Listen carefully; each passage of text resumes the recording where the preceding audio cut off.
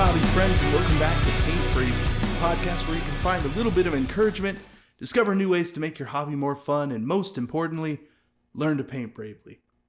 Now, keen viewers of the youtube.com/paintbravely might notice something a little bit different. We're trying a couple new mics, trying some new setups, seeing how it's going to go.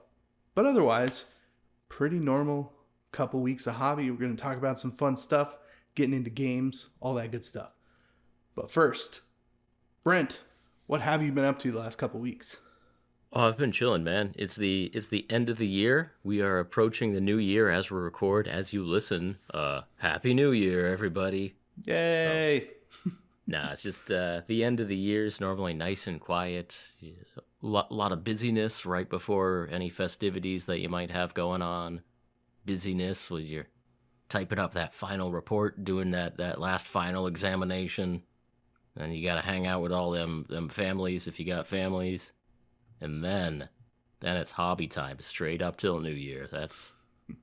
I got to imagine that's the experience of everyone listening right there.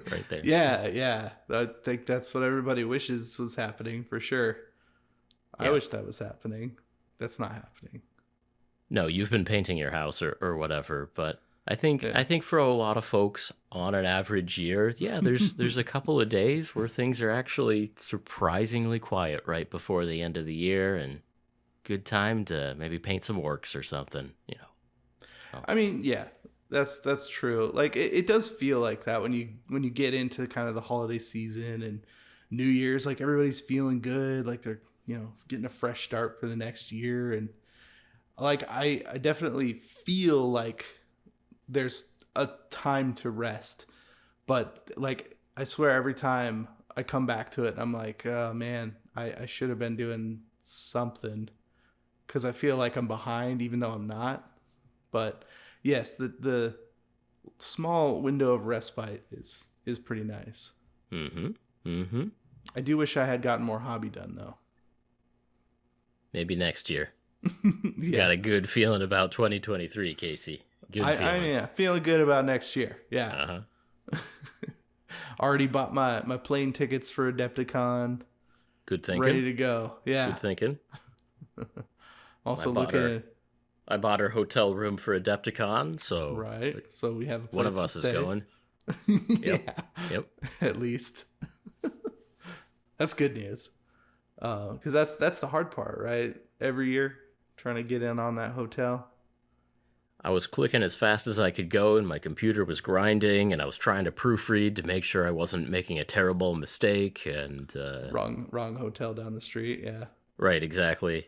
And I was too slow. It took me like 3 seconds too long, and we're sharing a king bed, so we'll deal with it though. Well, that same thing happened last year, and then they ended up being like, "Oh, don't worry about it. We got plenty of queens. Or like doubles, whatever." Yeah. It was. We'll see how all that works out. Oh. Now the sad thing is, what I didn't actually tell you is that I was also at the same time clicking the same button, and I did actually get a 2-queen room, and then you're like, "I got the room. I already paid or like booked it." And I'm like, "Oh, okay," and I canceled the whole thing. Okay. Yeah, you didn't I think you can actually get pretty far along in the process, and you try to pay and you get kicked out. So anyway, who knows what would have happened? Road's not taken, man. Yeah. But anyway, yeah, we'll head to Adepticon. That'll be a future episode. Oh yeah.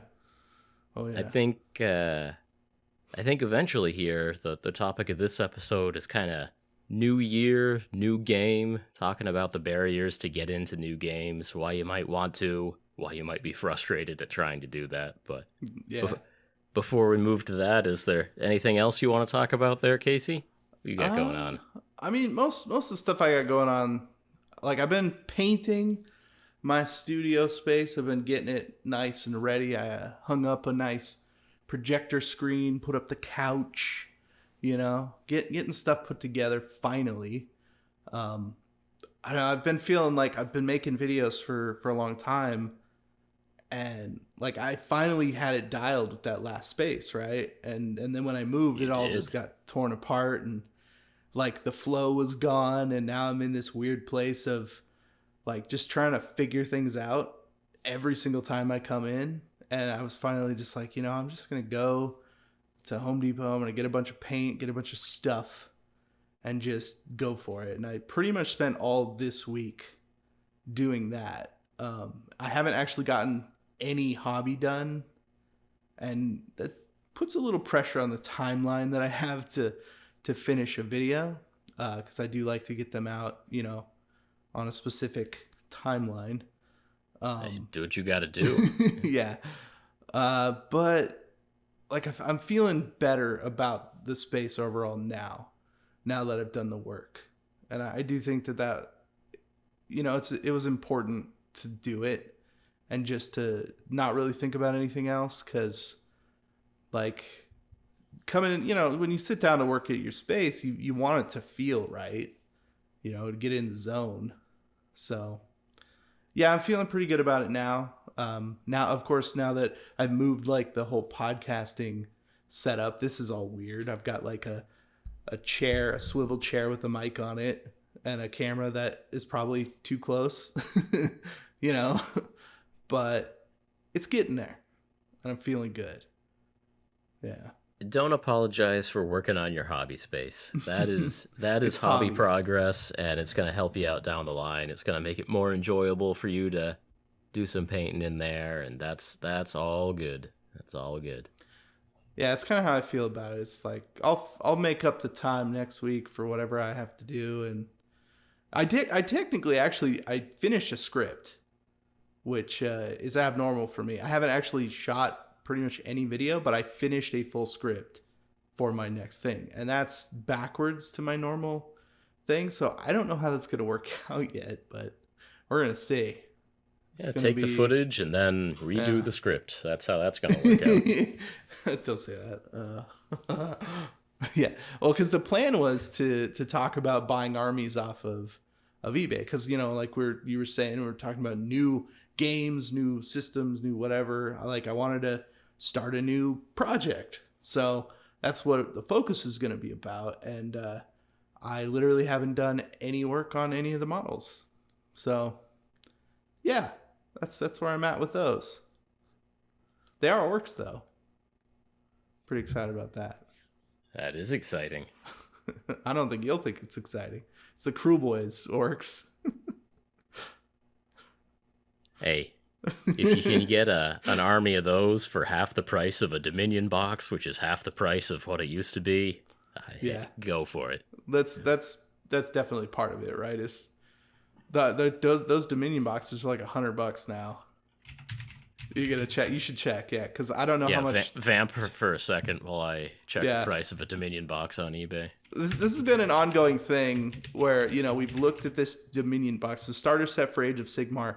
It started off as like a $200 plus tax box, and then like they printed so many of them that the price has just died. It's completely died. The whole market for Dominion is gone, but people have been parting these out, so you can buy basically like 1,000+ points of Cruel Boys or the new Stormcast models for like less than $100.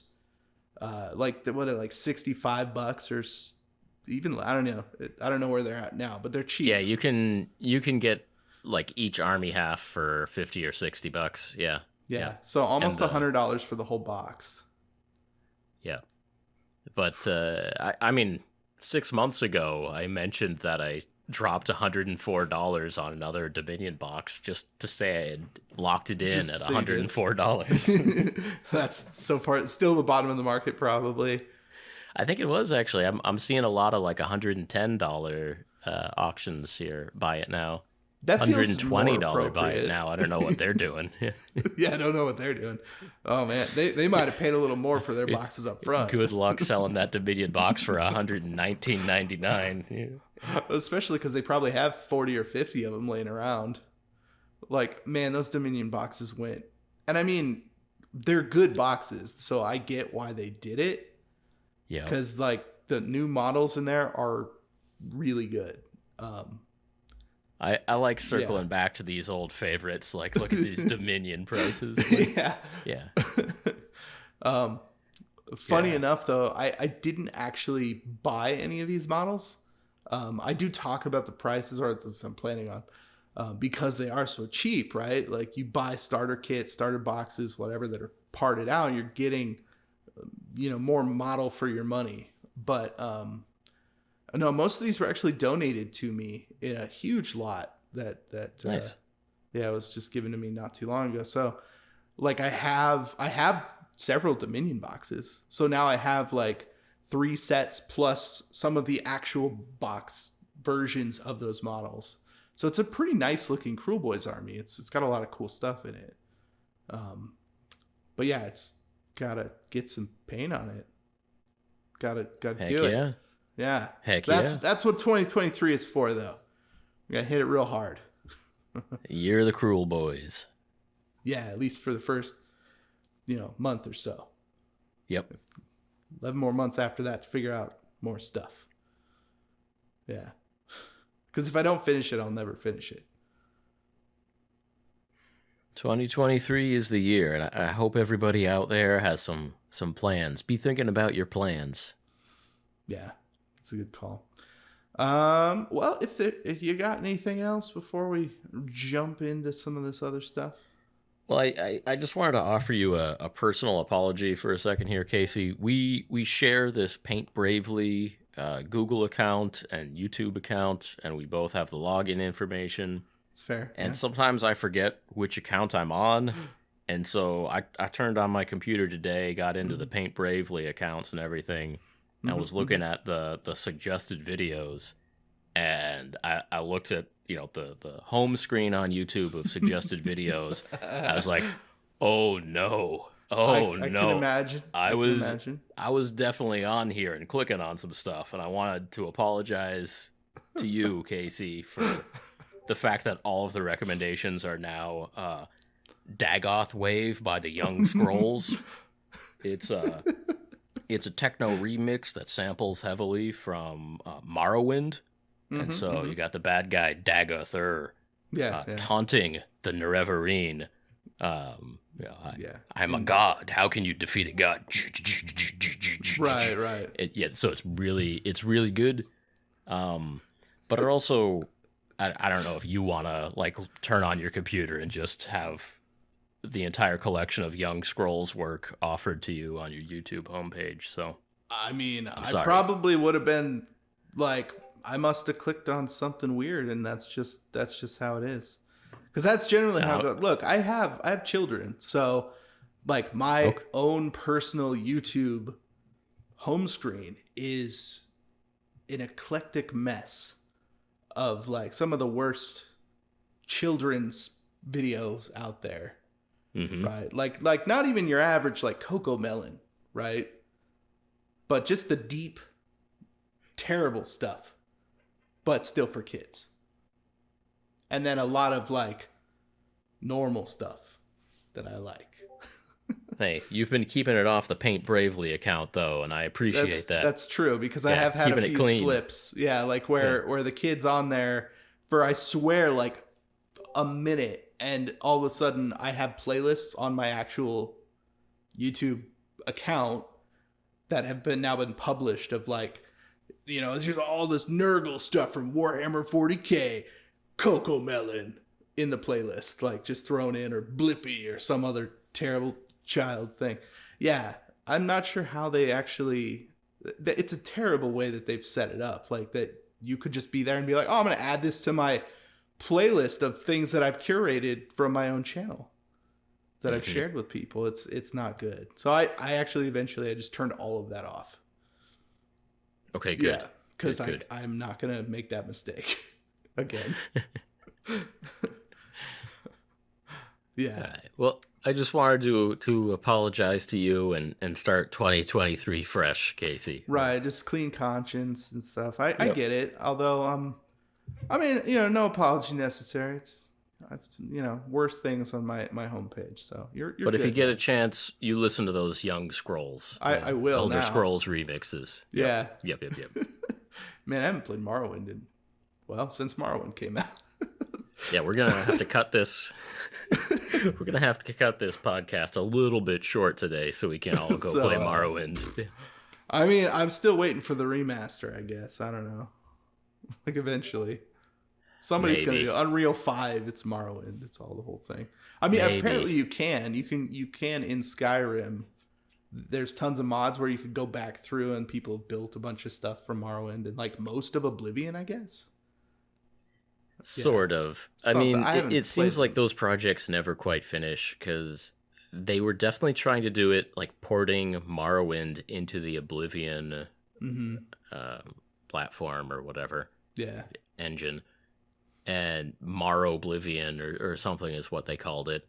And then 6 years later, Skyrim comes out, and they abandoned that half-done project, and now they're trying to make like Skyrim so Skywind. Better. Yeah, now they're Skywind. Yeah, they're trying to put Morrowind into Skyrim now, and that's been going on for 10 years. So they've got some awesome-looking trailers, and they've done some voice work, and they've some of those pre-rendered videos and stuff look amazing, but it just seems like another one of those things that so many people will have put so much effort in, but it just won't quite get there, is my guess. But no, I mean, I hope I'm wrong. Definitely the problem is like you're spending so much time trying to get it there, and it's like, there's going to be another game, right? There's going to be a new one that's going to come out. So Skyrim 2 is going to come out in like 6 years, and you have to start all over. Yeah. So, Elder Scrolls 6, they teased it 3 or 4 years ago, right? And they haven't really started working on it yet. So there is close. Time to finish up Skywind, and or your 50th playthrough of Skyrim, or I did really like Oblivion. Like I got really into that game, like way further than even Skyrim. Like I did Skyrim, that was good, but like I was trying to replicate like my favorite stuff in Oblivion in Skyrim, and like it worked fine, but like, man, Oblivion, Sean Bean in there, it's just so good. Yeah, it didn't have Sean Bean, did it? No, it didn't. So it's a pretty big failure. It is. Yeah, it is. There are minis for Skyrim, and someday we'll get to those. There's like a big board game for Skyrim, and someday we'll get to those. Yeah. Will we though? Will we? Don't. That's depressing. Yes, someday we will. I mean, we might see the minis, but like, how likely is it that you will play that game? Oh, very, very unlikely. Very unlikely. Yeah. Very unlikely. Right. And at least for my paint choices, the color schemes for those games are pretty dull. They're just, battered iron armor, battered fur armor, and I don't know. It doesn't match up with the colors I like to use. No, that's fair too, because I mean it does have kind of a specific color palette to it. Like it does. I mean, there are and blue and white. Yeah. Like some gold in there sometimes. There are lizard people, the Argonian race, but they're not like fun lizard colors, so right. Yet. Okay, I got a good one for you then. What is your preferred race to play in those games? Like all of them. Any Elder Scrolls. I mean, to be honest, in Morrowind, I learned to just roll the Wood Elf so that I could sneak to like a certain place in the city of Vivek and snipe the whatever the guards were called with the expensive armor, and then you sell the expensive armor to the little scamp who lives in Caldera, and then you get all the money, and then you pay the trainers to train you up, and then it doesn't even matter what race and class you are. Once you've trained up a couple of levels, you just put skills wherever you want them after that. So. I mean, that's fair. Because that's how it plays no matter what. But no, I've only ever played as a Khajiit, the cat people. Okay. Yeah, not sure why. I think it was an accident the first time, and then it was just like, well, I guess that's just it's what I am from now on. Yeah. And I mean, it sounds stupid for me to say it, but even the Khajiit, the cat people, like I don't even think I'd really want to paint up any of those. They're, as far as cat people go, they're about as lame as a cat person as you can make. Yeah, I mean that's fair. Yeah, they're pretty boring. I mean, it's basically a human with a cat head. So yeah, guess if you're into that, which some people like. Some people like. I mean, I like jumping extra high. That seems like a useful, Oh, that is good. Yeah. That is. You just go and impress New Shoes Bregor there in Balmora Thieves Guild. Yeah. Oh yeah, it was all about the Thieves Guild. Like that's the only way I roll. Like sneaking all the time. That makes sense. Bow and arrow. Yeah.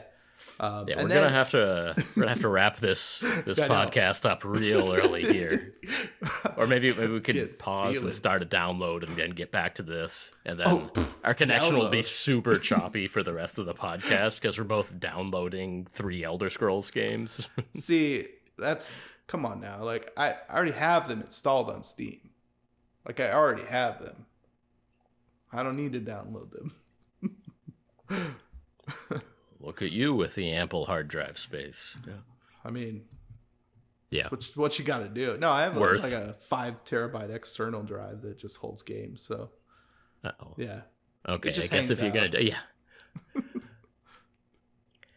the Oblivion, I think, was the time I learned the value of a solid state drive. The loading time between going outdoors and into an interior house or whatever. The loading bar goes from 35 seconds to about 1 that in between a hard drive and an SSD. So, man, that would have changed my life back then. No, I played Oblivion on a PS3. Yeah. So you want to talk about load times? Yeah. Ooh, and I was playing, obviously Khajiit, right? Right. Thief, and then like I didn't even know that you could, and I ended up becoming a vampire. And being very confused for a while, which I think is very appropriate. Which is probably why I liked Oblivion so much. That's a good all of a sudden, roleplay, I was just like, holy crap, like, I can't go outside. Yeah. So I was having to get in, all this stuff. It was great. Plus super extra strong all the time. Nice. So good. You're role-playing the fear, the confusion, isolation. Well, that's the weird thing. I didn't even realize. So like it felt legitimate. Just like all of a sudden I am a vampire. I don't know how this happened. I just woke up.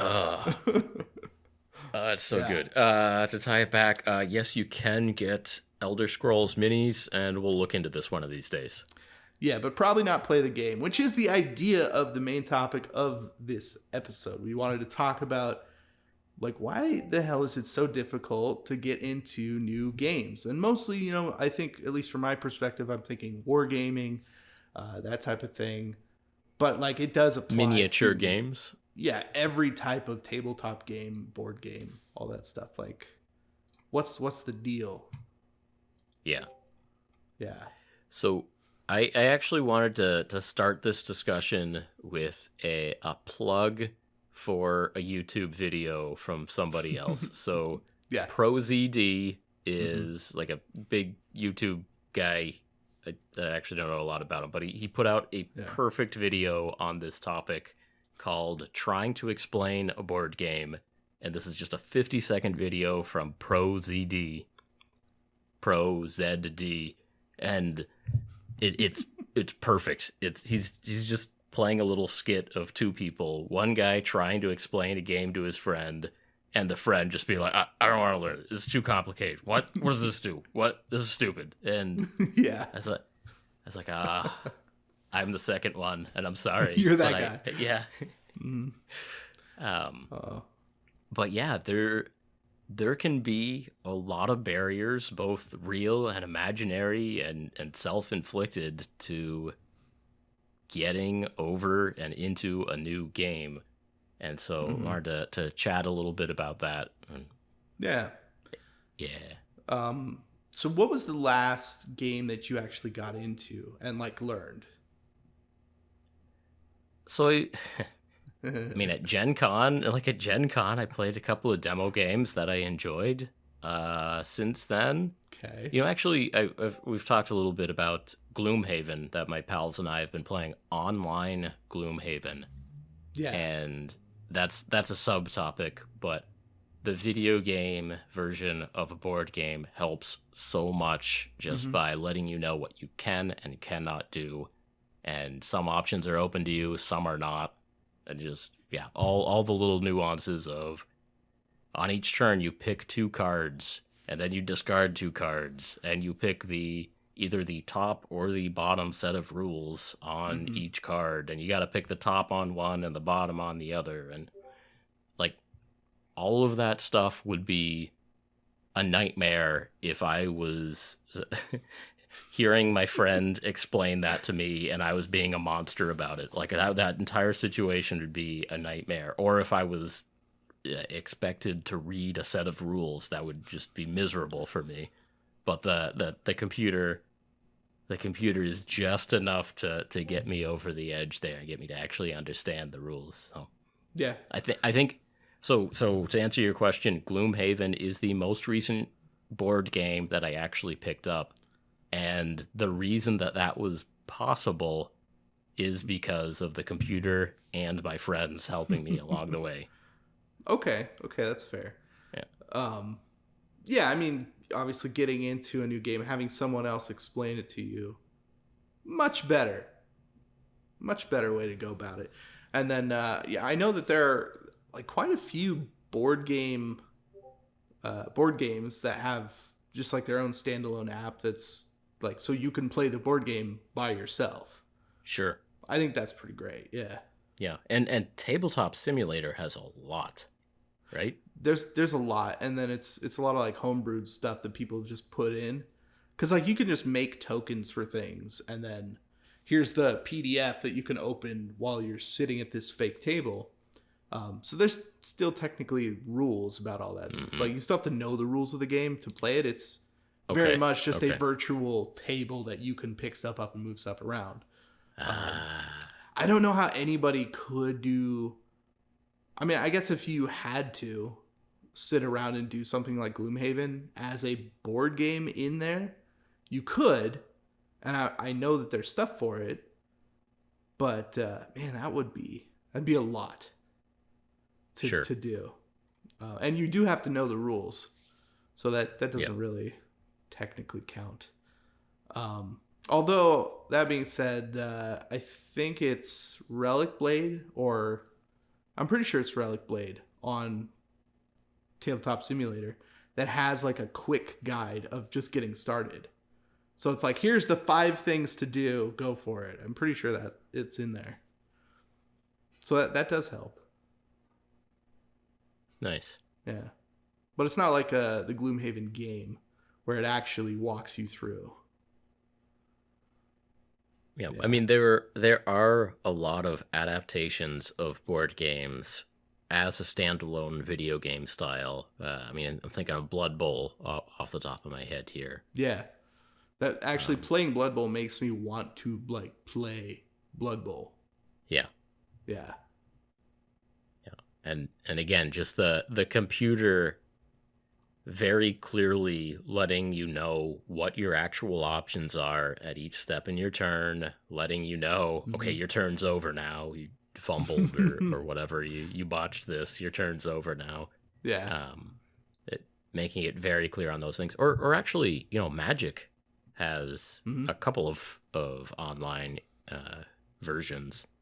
Yeah. And that's actually very helpful as well. But Magic, that version of Magic does not have miniatures, so we can. That's true. So we can we discount. We don't need to talk too much about that. No. Yeah, but there are popular tabletop board card games that have online versions that, if it's an option, I do suggest it in terms of just getting you over that hump and learning some rules. Mm-hmm. If that's even a problem for you. Some people actually like reading rules and are down for that sort of thing. So, and you're tired of hearing me complain about having to read one page of rules, or Casey over here, he's like, you said this was one page and it's actually a page front and back. So what are we talking about? The trust is broken, And yeah, you lied. So that's how it is. I expect this is just front and back page of lies, is what I expect this to be. Exactly. I don't need to read that quarter page of how combat works. And the font is tiny. Yeah, exactly. So it's like that's like when I said I wrote a 5-page paper, but it's 18-point font double spaced. Like, don't start with me here. I know I didn't write 5 pages, you know. Yep. Yeah, putting it in 8-point font and being like, this is 1 page technically. Like you technically. Yeah. Technically correct. The best kind of correct. Right. Where I'm not wrong, but still an asshole. Yep. Yeah. So you mentioned, like, you know, getting into games via like an app is really cool. It's a good way to go. But you don't like reading rules, right? I don't. That's like a big barrier to entry, I think, for most people to getting into any type of game, right? Is reading the rules. So like, yeah, there's things like 1-page rules that try and lower that bar. Mm-hmm. Yeah. And we'll talk about Relic Blade again in a bit, but the rulebook is just so beautiful that I actually read it. And then I forgot it, and then I read it again. And then I forgot it again. But yeah, that's what I thought. I am willing to read it a third time, I'll tell you that.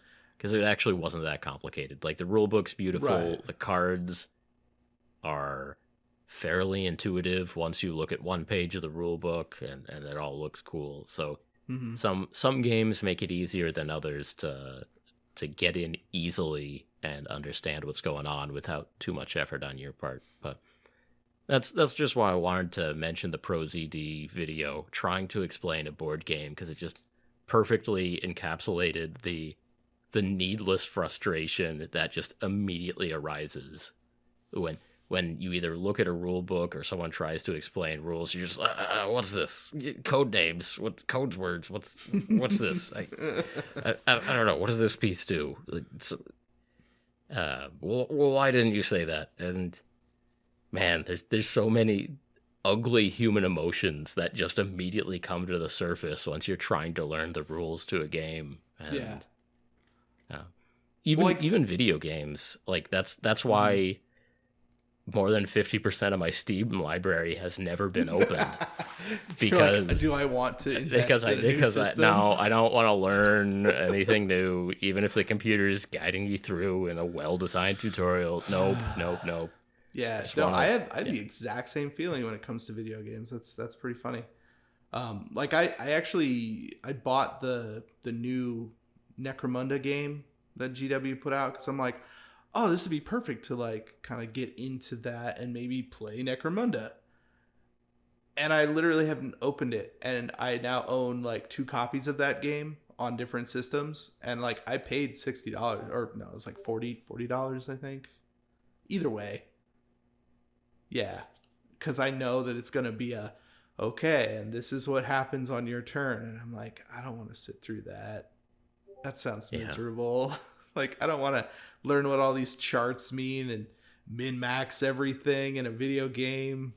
That sounds not fun. Yep, you could be spending that time booting up Total War Warhammer 2, playing as Krokgar. Yeah. Well, even that, though, that looks like rushing the Skaven with your Saurians. Yeah. Is that game pretty deep? Because I've played like Shogun Total War once, and that seemed a little bit heavy. So I don't know about the Warhammer ones. Yes, it is. But I've been playing for long enough that all of the Total War games are reasonably intuitive to me, or at least know what's going on. And this is an important point too, is that a lot of people have experience with Warhammer, for example. Sure. And Warhammer is not a simple game, or it is often not a simple game. And each variation of the game, or each generation of the game, has a lot of, it's not super new stuff, but a lot of changes, at least a lot of tinkering to the rule set. Yeah, minor And things that you wouldn't necessarily think about that will definitely throw you off if you haven't memorized the sure, differences, right? Yeah. sure. And a lot of people are in the mindset of being willing to give, the new edition of Warhammer 40K a shot, even though the rule book is textbook thick, Hmm. instead of picking up a slim little relic blade rule book or what have you. Like Yeah. there's definitely an affinity to rule sets that even if you don't know the current iteration. Like Hmm.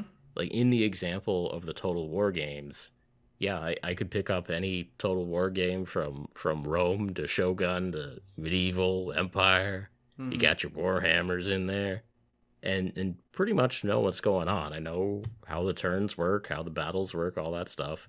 Right. And for me, the familiarity of at least a general rule system that I already know is so much more appealing than trying to figure out that Necromunda game, because I got a copy of at least a Necromunda game from maybe 2 years ago. Is it Yeah, that's the Necromunda? same one. Is it Necromunda Underhive? I don't know. Yeah, same one. Yeah, That's how long it's been for real. 2 years. You can design. I got as far as designing like my first Escher, and I was like, screw this, and I turned it off and probably played Total War. Right. Yeah. I still, it's stupid too. It's like, I just recently got a PS5 and I went in and it was like, okay, oh, that game's available for whatever on the cloud thing. So I downloaded it to the system and it's like, again, seeing it going, I want to do that. And then I deleted it like the other day to make room for something else. Like, it's never gonna I'm sure happen. you'd get to it next time. Yeah. Next time. Next See, now time I'm for thinking sure. about it again, but then Blood Bowl 3 came out, and I'm kind of, I don't know. Okay. I mean, there is just to get back to the point a little bit. I think there is, like, when there is a history with a game, right? Like, you go back a ways with Total War, you already know how to do the things, you understand what it's going to be like. So getting into a new one, yeah, like that makes perfect sense. Whereas I'm looking at it going like, that seems pretty deep. I don't know if I want to do that. I completely understand that. Completely understand that. Yep. Yeah. And then having that crossover into something like Warhammer, which is just the biggest tabletop war game, right? So, it's been around. People understand the rules, even if they are complicated. It's been 35 years or whatever, or 30 years at least, of people kind of in and around the same set of rules, the same ideas, the same charts and tables roughly. So yeah, like, I mean, that's certainly what draws me into Warhammer and Warhammer games within their whole, the whole catalog, I guess, is because there are those similarities. And I'm like, I don't really want to jump out and take on something, new. Right. Cause that's tough. There's enough familiarity there. Yeah. Like even just coming down to like the terminology, right? Like, okay. And not that they're super different necessarily. I'm sure a lot of it's probably the same. I wouldn't necessarily know for other systems, but like I've tried to jump into other things where it's like, oh yeah, we use D8s for everything. That's all we use, and I'm like, I gotta go look for a bunch of D8s now,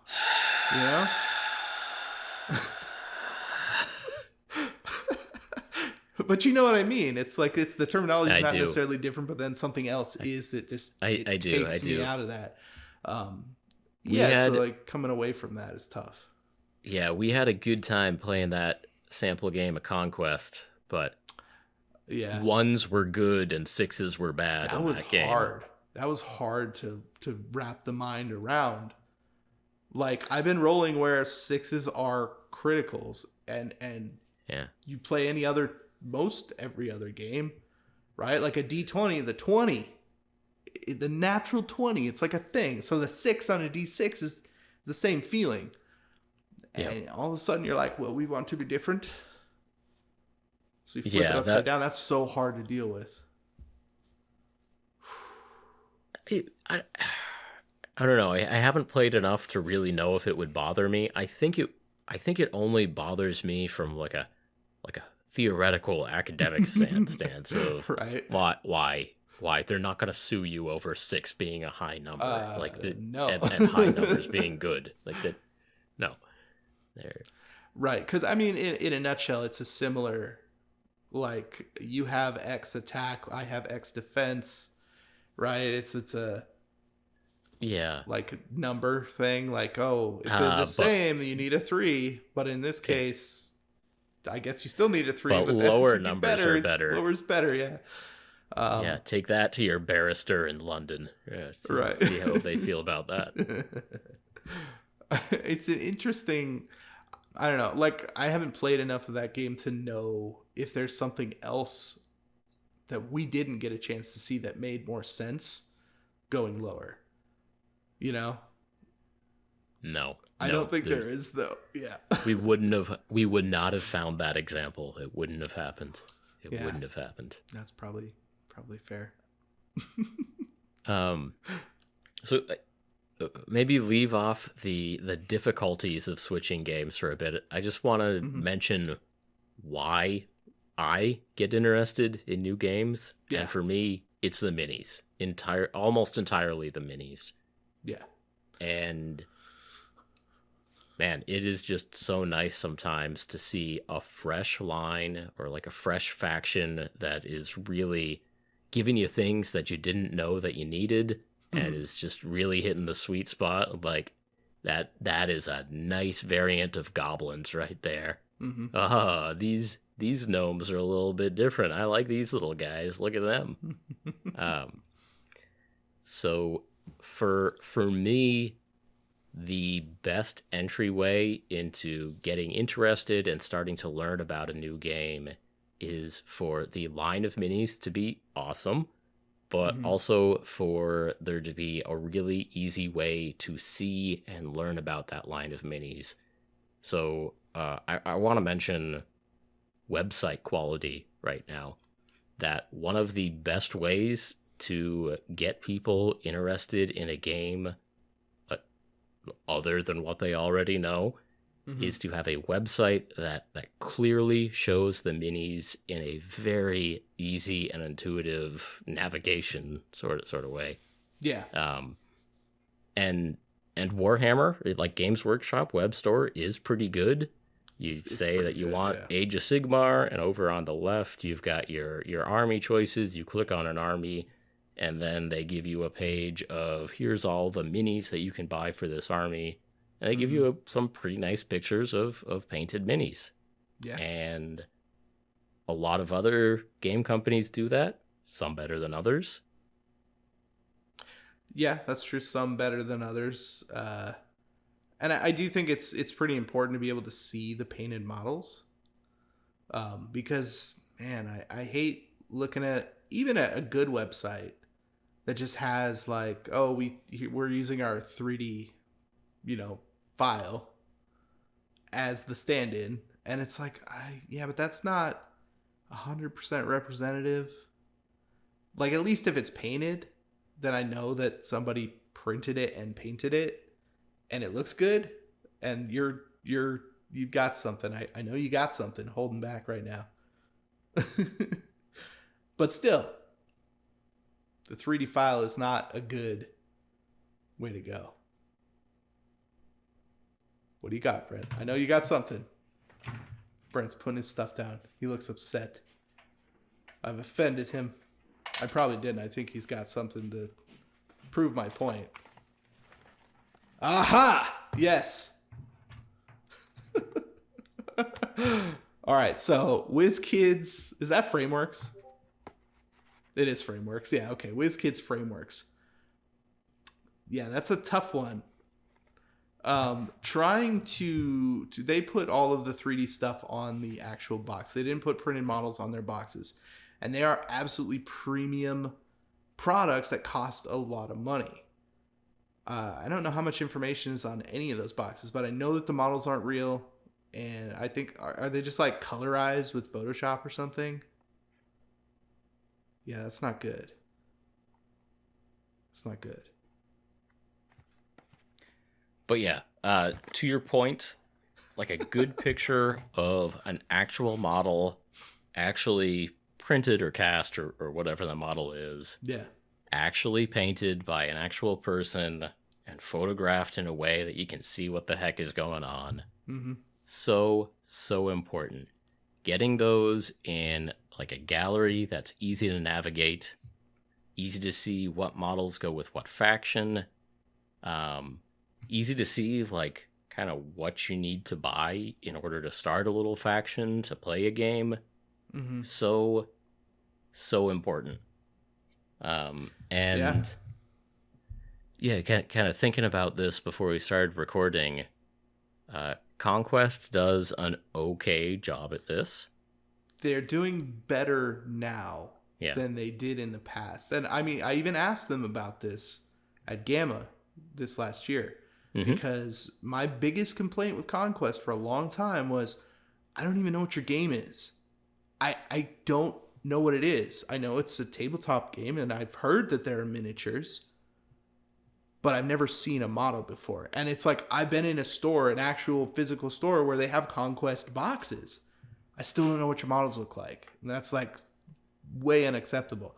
But they were like, oh no, we know. That was stupid, and now we're not doing that. And their boxes look pretty good. That's a good point. I had forgotten about that. Yeah. Yeah, their front of box pictures used to be illustrations. It was like black and white illustrations. Yeah, they weren't the actual models. Yeah. So they've come a long way, for sure. For sure. Yeah. I was looking around at a few web stores, and Arena Rex does a pretty good job of arranging their gladiators into their factions.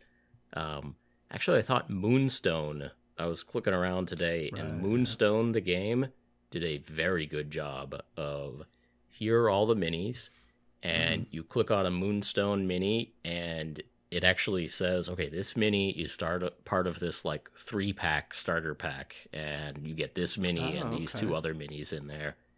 And I thought that was very, very good way of doing it, because you see like the actual figure that you're actually interested in owning and painting and connecting with, and then you're like, okay, this is how you get it and how much it costs. And the alternative to that is just to have kind of a picture of the box of 3 minis, and oftentimes I will not click to see what's actually in that box. I'll see the like fuzzy little pictures of the 3 minis in the distance, and like, it's like is it like a vampire or something? I don't know. I don't even know what that is next. Yeah, it's a something. Yeah.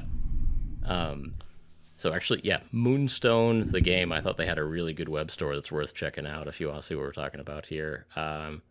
Crocodile Games does an okay job. Free Blades does an okay job of, at least these are the minis and these are the factions they belong to.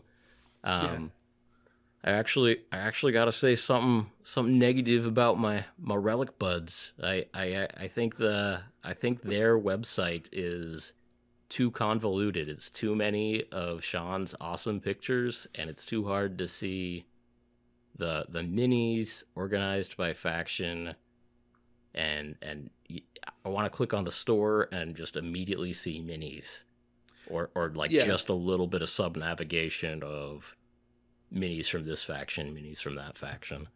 Yeah, no, that's a fair critique for sure, because like the art and the way everything looks is fantastic, and I mean it should be showcased, but like if I'm gonna spend money on minis, like I definitely want to see them all laid out in a thing, painted up, Yeah, for that part of the Relic Buds, the Relic Blade website, I want to see high resolution images of what Malev painted. Yeah. And then you click on the beautiful mini that Malev painted, and then you scroll down and you see some of the artwork that Sean did for the faction and that kind of stuff. That's fine, but the first thing that you see on the web store really should be high resolution, good looking minis. Right? Yeah. So that's fair. And I have the same critique about the Malifaux website too, actually. It takes a lot of clicks to be able to see any minis, and you got web store, go to the different factions, then there's like the blurb about the fake history of the faction, which we'll talk about lore in a second. I don't care. Yeah, looking at you, Conquest. You looking at Conquest? I was actually thinking of Rivenstones. Yeah, the world was sundered and something, and there's dwarves and they fight over Rivenstones. Okay, the objective markers are called Rivenstones. Good, got it. Pretty much, yeah. Yeah. I don't know if I've actually been to their website. I did get the Kickstarter stuff. I don't know. Yeah, I don't know. Because they were a Kickstarter, so they didn't have this game is extant and in production, and you can go look at the normal type of web store. I don't know if that's currently up or not. Yeah. Well, actually, funny enough, like not too long ago, I did an ad for them on my YouTube channel, promoting one of their new Kickstarters. But they revamped their web store, and this is worth mentioning because it is easy to navigate. Okay. And they did put up, they put up the 3D model, but then you scroll and but there's the actual printed version right next to it. Like the COCast version or whatever. Sure. And then next to that is then a painted version of that. So it's literally it's every step of the way. Very nice. So I did think that was pretty cool. Okay. Yeah. So yeah, I'm not sure what it was like before, but that's what it's like now. And if you're curious, that's Broken Anvil Miniatures that we're talking about. There you go. Anyway, Malifaux, the website, not so good. Not so good. Yeah, that's a bummer. Too much clicking to get to the minis. You got a web store to faction, and then from faction it's like, here's some box sets, and it's just the picture of a box, and there's like 5 minis in each box, and you got to click on that and scroll past more drawings to get to any pictures of the minis, and it's not good. A while back, probably literally like a decade ago, so a while back, my buddy was like, hey man, like Warhammer's awful, you should play like War Machine and Hordes or whatever. And I'm like, okay, like sure, because I wasn't doing anything at the time, like wasn't painting, wasn't playing, like I literally haven't seen or touched Warhammer in forever at that point. And so I go to their website at the time, and like I couldn't find out what was what. I couldn't find out what factions were what. Like so much to the point where, I'm like emailing him going like, I don't understand what I'm supposed to be buying. And that was pretty much it. I was just like, I'm done. Like, it was bad enough that I tried and had no idea where to start, what to do, where to go from wherever. And it was like, I'm not going to invest anything into that. It was that's a perfect example.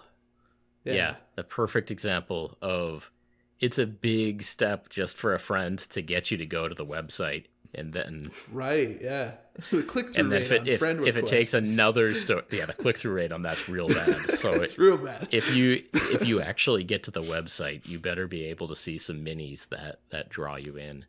Yeah. And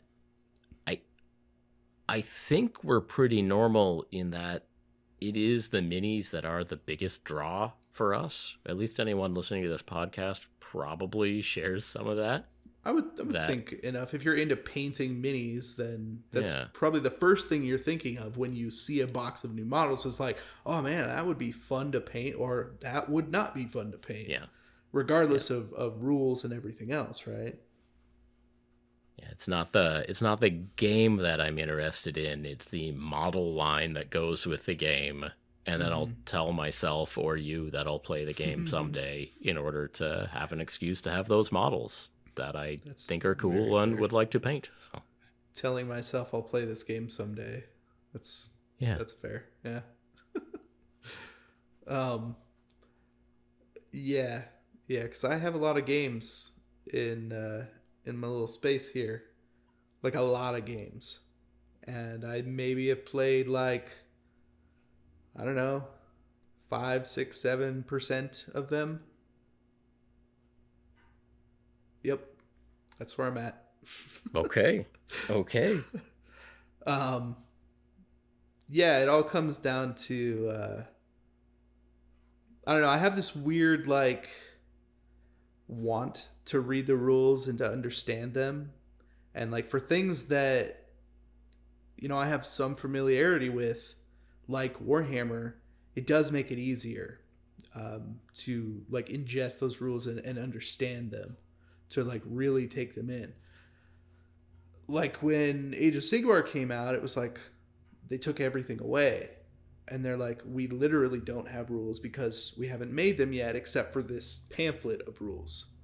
So, like, starting from that small base made it easy to get into.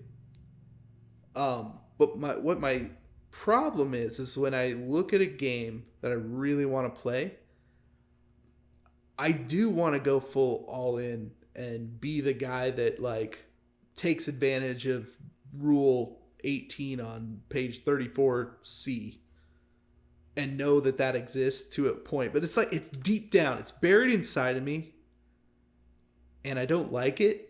And I eventually am just like, it would take part of my life away to try and be that guy for a game that I, like, sort of care about. So I end up just, like, giving up on most games and most rule sets because I don't want to go too deep. I want something casual that still has depth. I don't know. It's kind of hard, I guess, to explain. Sounds like a personal problem, I think. Easy to learn, hard to master. That's like the dream, right? That is the dream. That is the dream. Yeah. And we have written down here the idea of skirmish games, and I am pro skirmish games. I think that is the secret way of getting your friends into new games, because it's easy to just have 2 skirmish teams and get them to try something, and then to be looking at the minis you loaned them and the minis you didn't loan them and being like, I like that little fish monster. That looks pretty sweet. I'd like to get me one of them. Still waiting for my new relic blade fish monster, giant eyeball monster, and some other stuff. Yeah, I got. Very nice. Very nice. Yeah. Yeah, I think as far as entry points go, like, to actually learn the rules for something like a skirmish game is definitely easier. Much more likely to read that. Though I still have a problem with, like, some of them. Like, I like the Warcry rules are actually very easy. Like, that is a game that you could legitimately teach in 5-10 minutes. Right? But then it's like there's so much more depth in terms of, like, building a team, and is this the best team, that, like, that locks me up a little bit to wanting to, like, try anything other than the default, Yep. Yeah. So I can see where some skirmish games might have issues for me, but I think I think that's your problem. I think it is. Yeah, I know it is, because it's been a problem ongoing for a long time. Like, if I can't do the best at it, then I'm not going to do it. I guess that's probably the best way to put it. Yeah. Well, you might like Underworlds then. One of the kind of cool things about Underworlds is that, you just have your team of 4 or 5 minis or whatever it is. It's always the same minis, but you just build your deck slightly differently for each team. I don't like... From what little I know about it, it seems like they're cycling through editions a little too fast on Warhammer Underworlds. It also seems like maybe not a lot of people actually play it, but the models are cool. The models are definitely cool. Like, from what I've heard, it's most people's favorite Warhammer game. I believe that. Just around, the places. and I know that it's competitive, like certainly more balanced than actual Warhammer. Oh, sure. And I do like that. And maybe that's what I'm really looking at. Is like, I want something that has been balanced, that I don't have to do the balancing or try and like one up my opponent by 3% by knowing some obscure thing, right? Yeah. Like, that's why either you have that card in your hand or you don't have that card in your hand. Yeah. Magic is exactly what I'm thinking of too. And also you got some hexagons there, and nobody is cheating by half an inch on their hexagons, I tell you. Right. I do like that. Yeah. I do like that idea. Oh, what luck. I just barely made that charge. Again. Yeah. Right. Good. Good. Half an inch or... Oh, wow. That just makes it. Oh, yeah. Just gets the edge of that base in there. Yep. So does the measurement system definitely influence you on whether or not you want to learn a new game? Like, if you were to look at, Warcry and Underworlds, good example, right? Hexagon, movement, and measurement. For me, yeah. Yeah. Yep. For me, and I know that you can learn to use a ruler effectively, and I know that most of our mini games use rulers, but I don't know. I like the discreteness of hexagons. You move 3 hexagons. 1, 2, 3. There you go. There's none of this. You can't quite stand there because there's some shrubbery. There's none of this. Yeah, I don't know if I could see you through that hedge over there. Right. Yeah. Speaking of that, though, the seeing through the hedge thing, somebody pointed something out to me that like kind of blew my mind, and I really think about this. I never thought about it before, but so you know how we make fun of whippy sticks? You come in all these boxes, right? Yep. Well, apparently, whippy sticks came out in the 1995 Necromunda box. That was the first time they were introduced into the world of Warhammer things, right?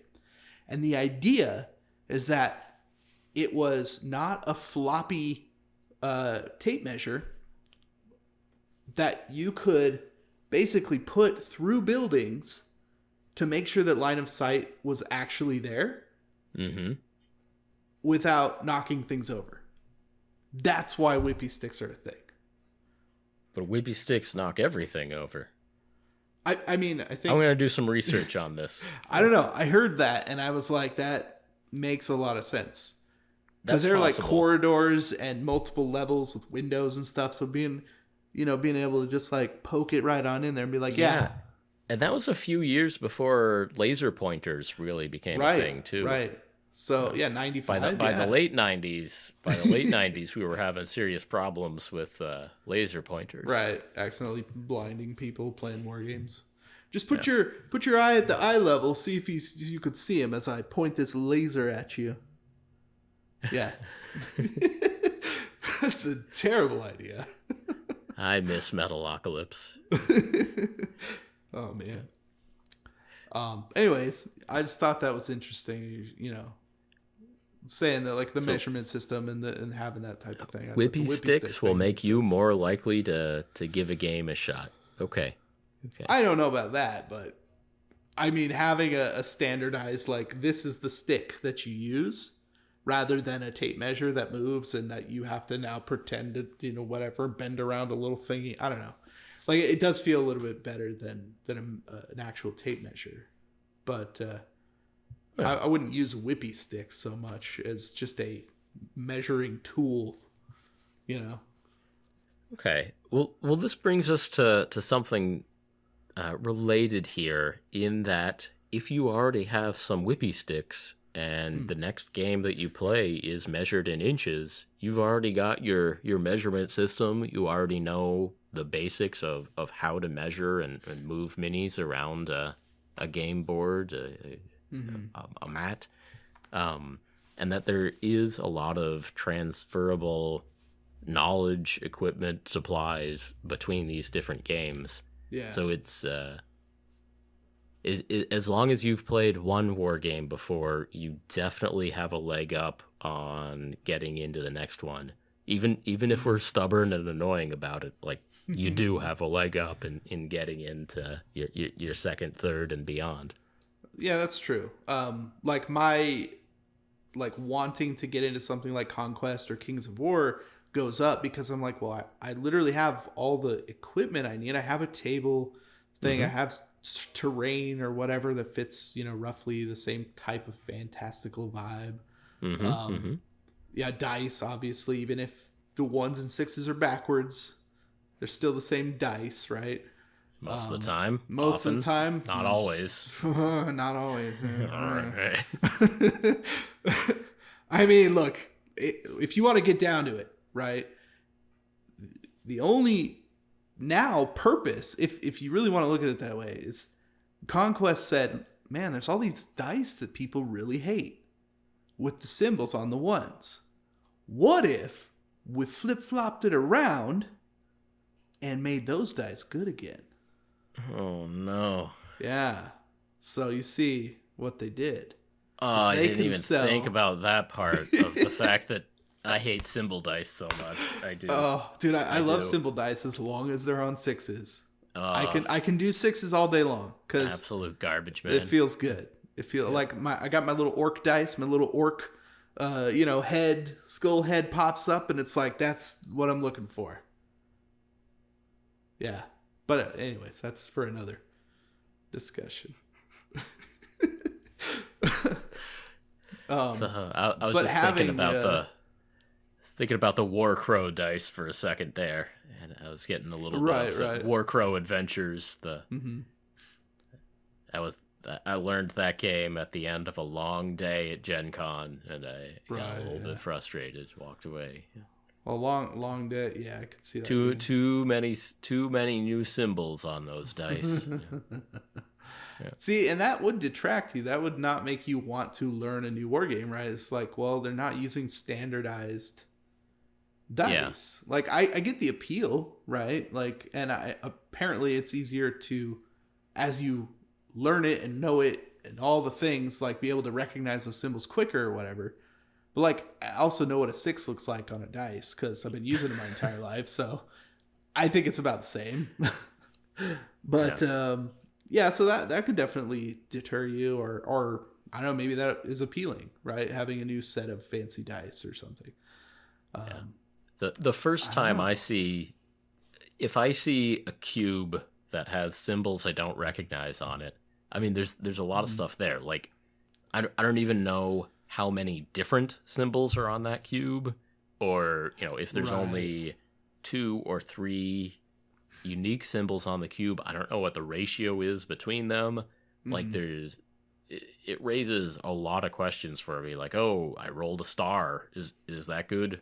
I rolled a shield. Is that good? Yeah. This is a shield and a star. What the? Okay, like what the heck is that? And like you said, like once you're into the game on your second or your third playthrough, it might be very convenient. But yeah, just not even like rolling the dice and having not knowing seeing what's going something on. that you've never seen before as the result of that dice roll is just it's part of that learning curve moment that I may not get over. Yeah. I suppose that does play into you're probably more likely to get into a new game if you actually play a game of it before. Like if somebody else teaches you, right? Or if you play a demo game at a convention. Like after we played that Conquest demo, I was kind of like, man, I think I want to just play a crap load of demos and see what I actually like or like the idea of. So I do want to do that this year at Adepticon, like at least play 1 or 2 new things. I don't know what those things are yet, but I want to do it. I'm with you. I'm with you. We'll do it. That'd be good. All right, so what else we got here, Casey? I don't know. I can't read it. My computer's super far away. That's part of the issue with the setup currently. I'm looking at Brent and he's about this big on my monitor there. Okay. Well, on the topic of painting, a lot of these games are all somewhere in the 28 millimeter scale, 32 millimeter scale. And so for all of that stuff, pretty much regardless of the material, once it's primed, you can use the same paints and the same techniques on all of these miniature war games. Right. Like your painting journey continues regardless of the game. Exactly. I do like that. Like there is like a whole other secondary reason to own any of this stuff and want to have it around. I mean, like I said, I have a lot of board games here. Most of them have models that come with them. Mm-hmm. You know, some are better than others, but I did want them because of that. Like I bought a box of Mice and Mystics because it's got tiny little battle mice in it. Heck yeah. I'm gonna paint them. Heck yeah. Yeah. I mean, that's why I bought Gloomhaven, even though I've heard it's ridiculously good anyways. And I do want to play it. I still want to play it, like physically with people. But the minis, I've painted 4 of the minis in that box already. I know it's like 16 or whatever, but you know, starting off with. So, yeah. Probably a lot to pay for 4 models. Yeah, the model to all the other stuff ratio in that Gloomhaven box is maybe not great. But it's not great, but you know what? Like maybe that's why we got to look into Spellcrow. Not Spellcrow, Warcrow. Spellcrow. What's Spellcrow is a thing. Spellcrow's the bits company. Yeah, it is. Like the okay, we should also look into Spellcrow, but I was talking about Warcrow. Spellcrow's they good. are. Worth mentioning, for sure. Yeah, for sure. Yeah, sorry, Spellcrow. or you're welcome. You're right. Or you're welcome. Yeah. You get you some Spellcrow bits. Tell them we sent you. They won't do a thing about it. Yeah, tell them we sent you. Get yourself 10% off. They haven't confirmed that, but you press hard enough, you'll get it. You'll get it. Just type 10 off in the code thing or get honey. Go get honey for your browser, and that'll give you something, probably. See if you can crack the code. Just yeah. That's what I do. If there's a spot to enter a code, just write anything in there. You'll probably get 10% off. Right? Yeah, exactly. Okay. But Warcrow Adventures, gotcha. I think that actually is going to have a fair number of minis compared to something like Gloomhaven. So look into that. Well, I think that was the deal with like Bard Song too. There's a crap load of models, and it is their like Gloomhaven, equivalent. Yeah. And I do own a lot of their games, and a lot of their minis. Is it Steamforged games? Yeah. Yeah. Like I have all of the Dark Souls, the Horizons, some other stuff. That's all here, all models. So I saw on LinkedIn. I have a LinkedIn account. Don't friend me on LinkedIn. I this is for my professional gaming account. PhD only friend me if you work for a game company or something. Like if I don't know your real name and it's you work at Best Buy in San Andreas or whatever, I might not accept your friend request, even if you do listen to Paint Rev, the podcast. But anyway, I was on LinkedIn and I saw that our buddy Ross from Steamforged Games is now working for the company that does Gloomhaven. So, Cephalor? Yeah, Cephalor, I think. Yeah. Yeah. I don't know. It's over here somewhere.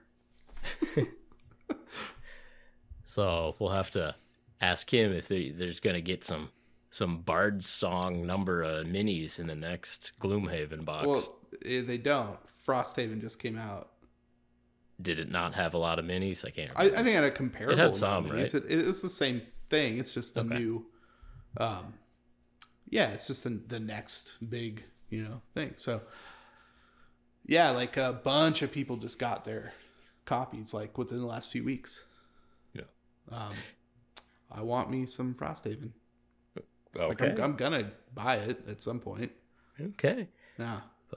Anyway, the one nice thing about picking up a new game is that you don't even have to read the rules. The lore, it don't matter what a Rivenstone is. You don't care. I don't care. You don't have to know what a Rivenstone is.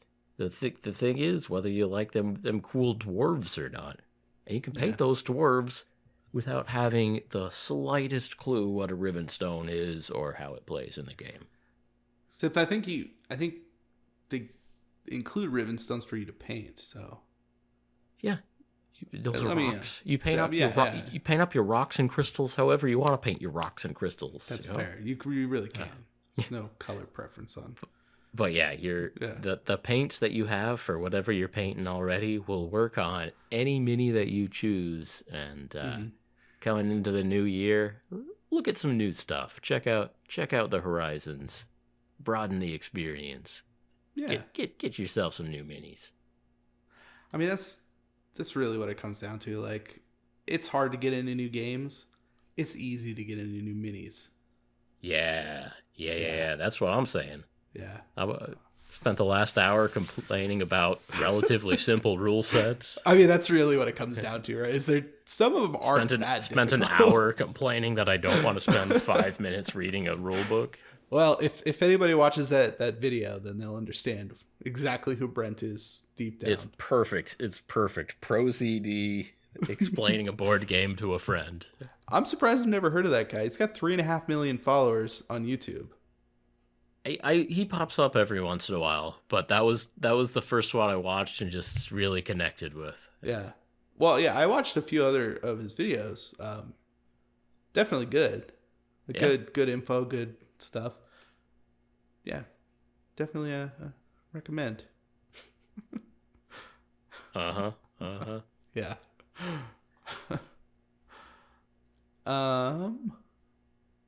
Trying to think if there's anything else. Because board games we've been rambling for a little while here. I don't even know. I feel like I've lost track of time at this point, which I guess that's a good thing. I don't know. Yeah. I'm just so comfortable on my couch.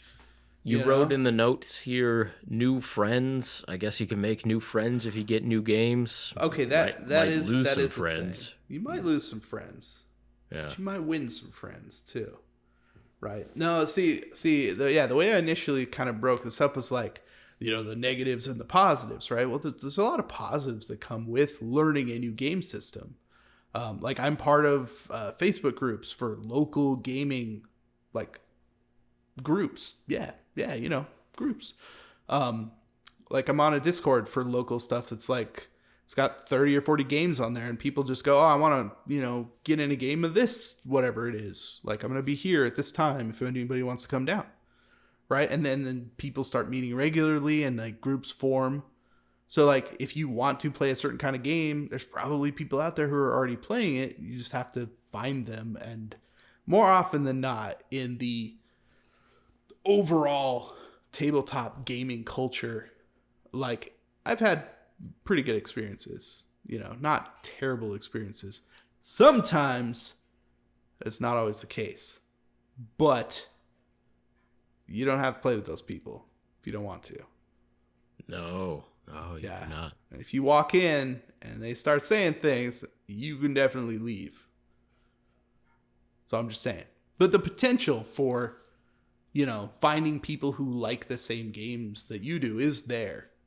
And so even just going somewhere, if you don't know the rules, to be like, hey, can someone just show me how to play this? I think it's worth picking up a new game. Trying something new.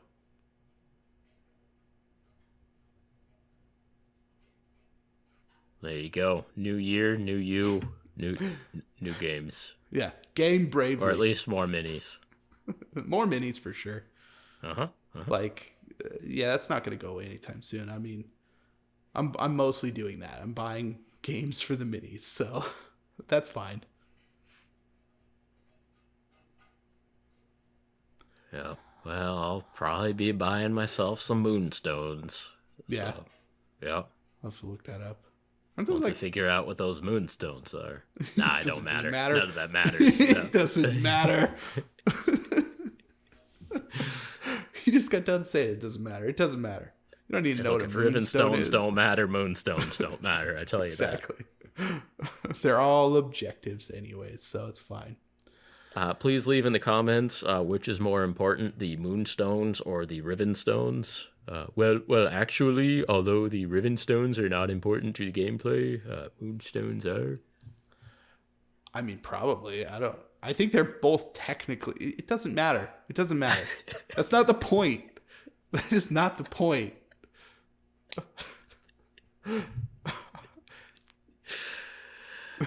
Well, on that note. Yeah. Thank you again for joining us on another episode of Paint Bravely. If you enjoyed this episode, please help us out by leaving us a review on iTunes, subscribing to the YouTube channel, and sharing this message with your hobby friends. And as always, we appreciate each and every one of you for listening, and we will talk to you next time. Talk to you next time.